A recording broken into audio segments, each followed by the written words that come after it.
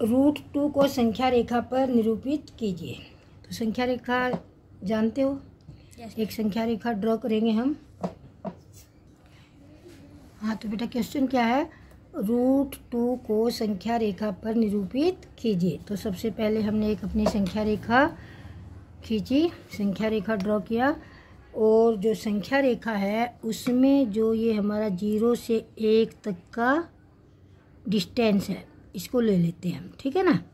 और इसके ऊपर एक 90 का एंगल बना दें। और 90 का एंगल जो बनाएंगे वो भी कितनी लेनी है, डिस्टेंस कितनी लेनी है, जितनी ये तुमने डिस्टेंस लिया ना, ये वैसे तो 1 यूनिट मानी है परंतु ये 2 के करीब है, तो 2 ही तुमने इसको यहाँ लेना है, ठीक है। ये डिस्टेंस हम जितनी हमने बेस लिया है उतनी ही हाइट लेंगे और इसको इससे मिला दीजिए। ये हमारी एक क्या बन गई? समकोण त्रिभुज। अब इनको नाम दे दीजिए। ये 0 जहाँ है उसको हम A मान लें और इसको B मान लें, जहाँ पर हमारा 1 है उसको B मान लें और इसको C मान लो, ठीक है ना। इसको क्या मान लो? C। अब हमारी एक त्रिभुज बन गई। त्रिभुज का नाम है ABC। और कौन सी त्रिभुज है ये? समकोण त्रिभुज।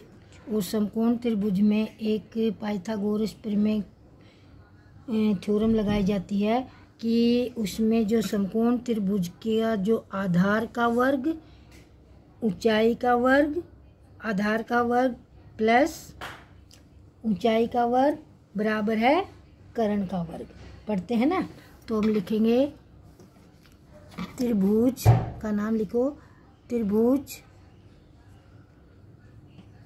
ABC में ए बी कितना तुम्हारा? ए बी लिया हमने 1 यूनिट, 1 यूनिट लिया ना। और BC कितना लिया? BC भी हमने 1 यूनिट लिया है। कितना लिया है? BC हमारी ऊंचाई है। और हमने निकालना क्या है अब? AC बराबर है AC, पाइथागोरस थ्योरम से AC का वर्ग बराबर है AB यानी कि बेस का वर्ग प्लस में ऊंचाई BC का वर्ग, ये लिखते हैं ना। अब हम लिखेंगे AB हमें मालूम है, AB कितना लिया था हमने? 1 यूनिट, 1 का वर्ग प्लस BC कितना लिया है? 1 का वर्ग।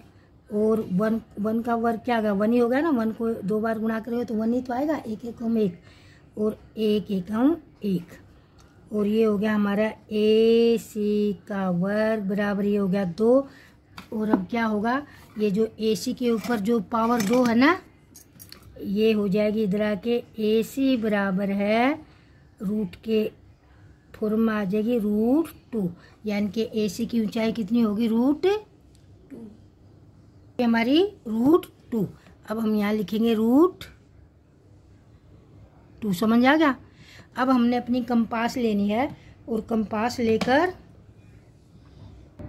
हाँ, कंपास लेकर AC की लंबाई कितनी आई है हमारी? √2 के बराबर आई है ना। इतनी कंपास खोलेंगे, ये कंपास ओपन करेंगे A से लेकर C तक।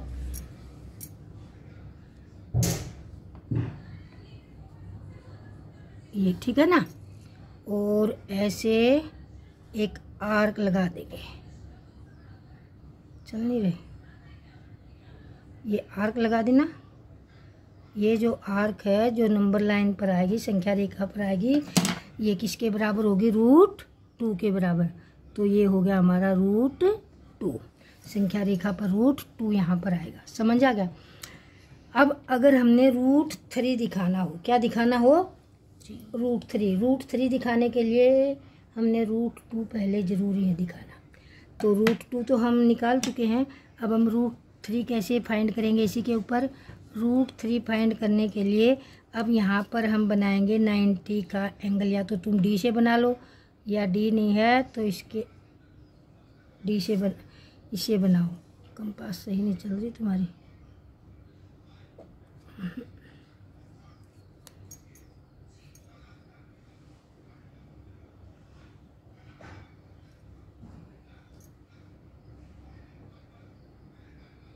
90 का एंगल बनाना आता ना, एक आर्क, फिर दूसरी आर्क, और फिर ये दोनों आर्क के बीच में एक और आर्क लगाई जाएगी और वो बन जाएगा हमारा 90 का एंगल का स्केल। तो ये बन चुका है हमारा 90 का एंगल, और ये भी हमने 1 यूनिट के बराबर लेना। कितना लेना है? 1 यूनिट। ये हमारा 90 का एंगल बन गया, ठीक है। और इसका नाम दे दो, ये ए था, ये बी था, ये सी था, इसको डी दे दो नाम। और डी को किससे मिला देंगे? ए से। डी को ए से मिला देंगे तो ये बन जाएगा हमारा √3। क्या बन जाएगा? अब √3 कैसे बना, अब निकालेंगे। अब हम त्रिभुज कौन सी लेंगे? त्रिभुज ACD। अब त्रिभुज कौन सी लेंगे? ACD, है ना।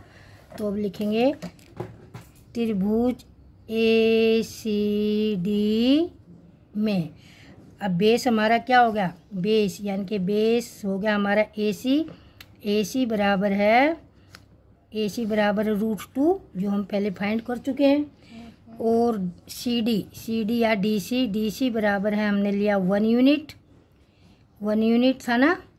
और अब हम निकालना है AD बराबर है, इस तरीके से भी निकाल सकते हो इसको, अगर ये वर्ग इधर नहीं लगाना। AD बराबर √AC का स्क्वायर प्लस CD का स्क्वायर, ऐसे भी निकाल सकते हो अगर यहाँ रूट तुमने नहीं लाना तो। अब ये आ जाएगा हमारा √AC कितना था तुम्हारा? √2 का स्क्वायर प्लस CD कितना था? 1, ये पूरे के ऊपर आएगा 1 का स्क्वायर। और ये आ जाएगा हमारा जब रूट हो और उसकी पावर 2 हो तो ये आपस में कैंसिल हो जाते हैं। ये आ गया हमारा 2 और 1 का स्क्वायर हो गया हमारा 1, और ये आगे आ जाएगा 1 और 2 और 1 3, यानी कि AD बराबर है कितना आ गया हमारा? √3। AD कितना आ गया? √3। अब हम यहाँ लिख देंगे AD जहाँ हमारा ये आ गया हमारा √3। अब हम अपनी कंपास इतनी ओपन करेंगे, है ना। अब कंपास को कितना ओपन करेंगे? AD के इक्वल, है ना। AD के इक्वल अपनी कंपास को ओपन करेंगे ऐसे, और इसको घुमाते हुए यहाँ ले आएंगे, ये ठीक है ना। ये आ जाएगा तुम्हारा √3। क्या आ जाएगा? √3, यानी कि ये वाला बिंदु था तुम्हारा √2 और ये वाला बिंदु हो जाएगा √3। इस तरह से हमें संख्या रेखा पर √2, √3, √5 निकालने के लिए हम बेस है ना 2 यूनिट ले लेंगे। बेस कितना ले लेंगे? 2 यूनिट। परंतु √5 डायरेक्ट भी निकल जाएगा। √5 डायरेक्ट कैसे निकलेगा? बेस 2 ले लेंगे और हाइट क्या ले लेंगे? 1। तो मोस्टली क्वेश्चन ये आता है, √2 को संख्या रेखा पर निरूपित कीजिए। समझ आ गया?